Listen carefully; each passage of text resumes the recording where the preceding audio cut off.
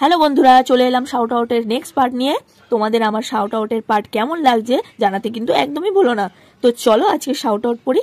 একটা দাদা বলেছে, আমি কুদঘাট থেকে বলছি, আমি তোমার প্রত্যেকটা ভিডিও দেখি, খুব ভালো লাগে। থ্যাংক ইউ সো মাচ দাদা, নেক্সট বারে আমার নামটা নিও। হ্যালো অরিন্দম, আমার ভিডিও দেখার জন্য অসংখ্য ধন্যবাদ তোমাকে। আরো বলেছে, আর তোমার ঘটে কত টাকা জমেছে আমাকে কিন্তু জানিও। হ্যাঁ অবশ্যই জানাবো, আগে ঘরটা পুরো ভরে যাক, তারপরে তোমাকে অবশ্যই জানাবো। আরেকটা দাদা বলেছে, খুব ভালো হয়েছে, thank you so much Bapi they.